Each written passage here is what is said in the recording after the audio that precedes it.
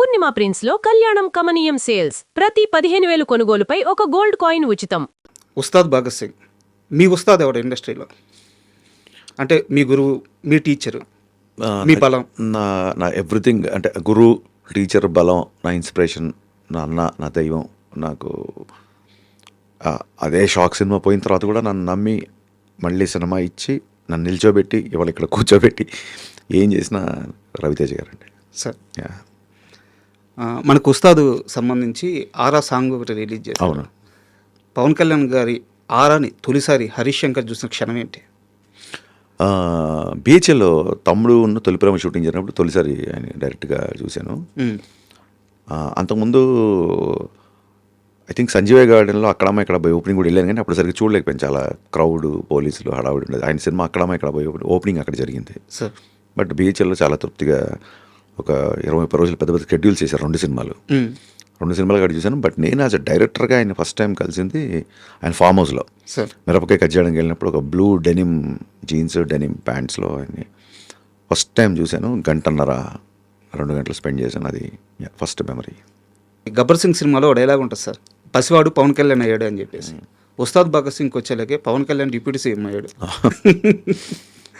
So handle చేసే విధానం మారుద్ది. భయం పెరిగిందా, బాధ్యత పెరిగిందా? బాధ్యత పెరిగిందండి. భయం ఎప్పుడూ లేదు. ఆయన ఎవరిని భయపెట్టాడు. ఫస్ట్ ఆఫ్ ఆల్ ఆయన అందరితో సరదాగా నవ్వుకుంటూ ఉండే వ్యక్తి. ఆశ్చర్యం ఏంటంటే అప్పటికి ఎప్పటికీ ఆయన ఏం మారలేదు. ఆయన చుట్టూ ఉన్న ప్రోటోకాల్ మారింది అంతే. సో డెఫినెట్గా రెస్పాన్సిబిలిటీ ఉంది. చాలామంది అన్న ఐటమ్ సాంగ్ అంటే డిప్యూటీ సీఎం ఒక ఐటమ్ గా వెనకాల డ్యాన్స్ చేయడం, ఆలోచించండి రా బాబు మీరు కొంచెం. అది అలాంటి కొన్ని కన్సర్న్స్, కొన్ని రెస్పాన్సిబిలిటీస్ తీసుకున్నాం. మీరు సాంగ్స్లో చూస్తే కూడా ఈవెన్ దో ఆయన బ్లాక్ బ్లేజర్లో అంత డ్యాన్స్ వేసినా సరే దాంట్లో యువతకి ఒక మంచి మెసేజ్ ఉంది. సిచ్యువేషన్లో కూడా శ్రీలీల కొంచెం లోలో ఉన్నప్పుడు అమ్మాయిని కొంచెం చీరప్ చేయడానికి వచ్చే సాంగ్, నీ పెదవిలోన ఉన్న జాగా నువ్వు నవ్వుకోవడానికేగా, నీ కాలి కింద ఉన్న నేల నీ సొంతం అంటే నమ్మవేలా, ప్రాబ్లమ్స్ వస్తే క్యూలు కట్టి పంపించేద్దాం సావగొట్టి పోరాడితే పోయేదేంటి. So even though it's duet, it's dance number కూడా ఒక యూత్కి ఒక మంచి ఒక ఉత్సాహభరితమైన గో అండ్ గెట్ ఇట్ అనే ఒక యాటిట్యూడ్ అందులో మెయింటైన్ చేసాం. అలాగే ఎత్తరా కాలర్ తీసుకున్నా సరే ఎక్కడో బ్యాక్ ఆఫ్ ద మైండ్ ఉంటుంది. అది ఆయన డిప్యూటీ సీఎం అయ్యారని కాదండి, ఆయన ఖుషి అప్పుడే ఏ మేరా జహా తెరా కామ్ క్యా హై అని ఆమెన్ ఇండియన్ అనే బద్రీలో ఆ సామాజిక స్పృహ, ఆ జాతీయతావాదం, ఆ భావజాలం ఆయనకి చిన్నప్పటి నుంచి ఉంది. అదే పాలిటిక్స్లోకి వెళ్ళడానికి పుష్ చేసి ఉంటుంది. అలాగే జరిగింది. బట్ సినిమాలో ఇలాంటి కైండ్ ఆఫ్ సాంగ్స్ నేనేదో కొత్తగా పెట్టానట్లేదు. That suits for him. ఆయన నుంచి ఏదైనా చెబితే వినాలనుకుంటాం. అందుకే ఆ 2 సాంగ్స్, ఇది మాస్ నెంబర్ అయినా అది డ్యాన్స్ నెంబర్ అయినా, రెండిట్లలో కూడా మీరు అందులో కూడా చాలా ఇన్స్పిరేషన్ ఉంటుంది. తుపాకీలో తూటాల రెడీగానే ఉండాలా, ధనాధన పేల్చి తుప్పు రేగొట్టే టైం వస్తే ధనాధన పేలాల, కోట మీద జెండాల పొగరే నీలో ఉండాలా. ఏదైనా సరే ఒక యూత్ దాని ఏమంటారు, ఒక ఉత్సాహంతో ముందుకి ఉరకలు వేసేలాగా ఒక శ్రీశ్రీ, నిందగా చెప్పాము ఇంటర్వ్యూలో, శ్రీశ్రీ పద్యానికి శ్రీశ్రీ వాక్యానికి స్వాగ్తో ఉన్న ఒక ప్యాంటు షర్ట్ వేసి దానికి ఒక మనిషి రూపం దాలిస్తే దట్ ఈస్ పవన్ కళ్యాణ్.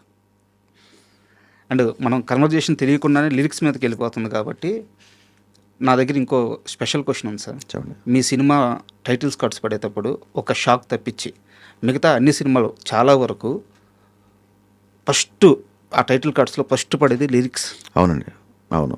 ప్రతి సినిమా, అవును, ఏ సినిమాకి అలా వేయరు. అవును. ఎందుకు అంత ప్రత్యేకంగా లిరిక్ రైటర్స్కి మాత్రమే అంత మొదటి స్థానం ఇస్తున్నాను? ఏం లేదండి, నాకు సరస్వతి ఉన్నవాళ్ళు ఎవరైనా సరే నేను సాష్టాంగ నమస్కారం చేసి మోకరు వెళ్తాను.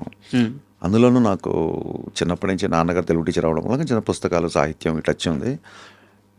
నా ఆఫీస్లో నా పూజ గదికి ఒక పక్క ఇళయరాజా గారు, ఒక పక్క వేటూరి గారు ఉంటారు. అంటే దేవుళ్ళు డైరెక్ట్గా మనతో ఇంటరాక్ట్ అవ్వలేక సంగీతం రూపంలో రాజా గారిని, సాహిత్యం రూపంలో వేటూరి గారిని మనకు పంపించారనేది నా ప్రగాఢ నమ్మకం. నేను అదే ఇల్యూజన్లో ఉంటాను, నేను అదే ట్రాన్స్లో ఉంటాను. అదే నన్ను ముందుకు తీసుకెళ్తుంటుంది. అదే నాకు అంటే ఇప్పుడు మీరు అన్నారు సార్, షాక్ సినిమా లిరిక్స్తో మీ యొక్క దాంపత్యం స్టార్ట్ అయింది అని.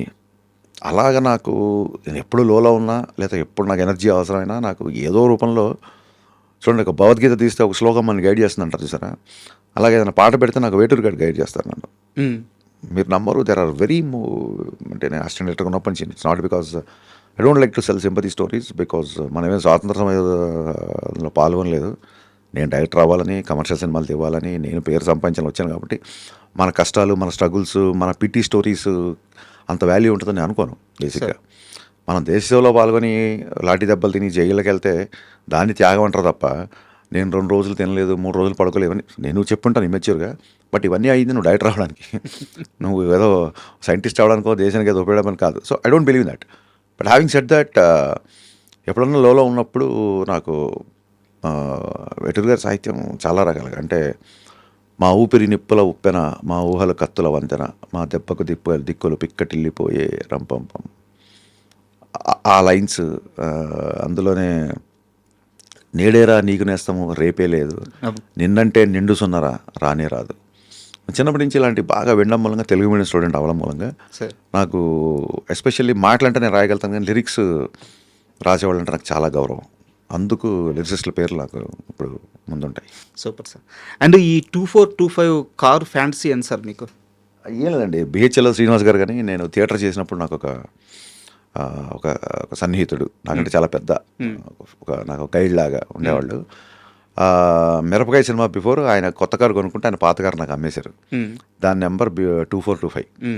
సో అది ఉన్నప్పటి నుంచి అన్నీ అలాగా నేను ఆ కార్లో నరేషన్కి వెళ్ళినప్పుడు ఓకే అవ్వడం, ఆ కార్లో బయటికి వెళ్ళినప్పుడు సినిమాలు బ్లాక్ బాస్టర్ రిపోర్ట్ రావడం, ఇవన్నీ ఇప్పుడు మా ఫ్యాన్స్కి చెప్తే అన్న ఆ కార్ ఎక్కడ తీసుకొచ్చాయని అంటారేమో.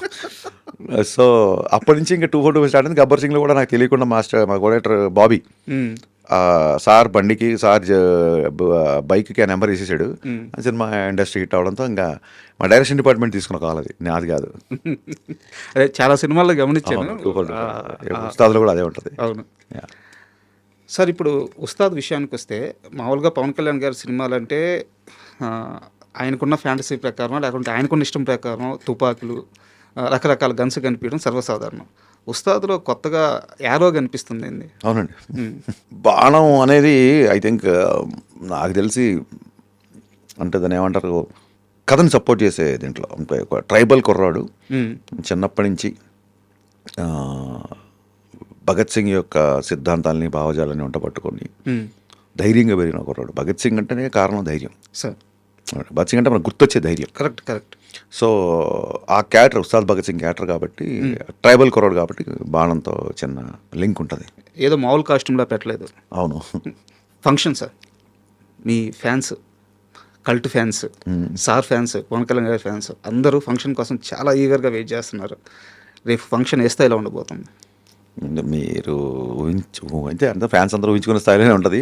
బట్ టు బి ఫ్రాంక్, నేను సినిమా ప్రీపోన్ చేయడం మూలంగా అసలు ఫంక్షన్ ఏర్పాట్లు ఏంటి, అవి ఏంటి, ఎలా జరుగుతుంది ఏంటి అసలు ఐడియా లేదు. కంప్లీట్ పోస్ట్ ప్రొడక్షన్ పనిలో, ప్రమోషన్లో ఉండడంతో నిజంగా ఐడియా లేదు. పోలీస్ గ్రౌండ్లో జరుగుతుంది ఫంక్షన్, అద్భుతంగా ఉంటుంది డెఫినెట్గా.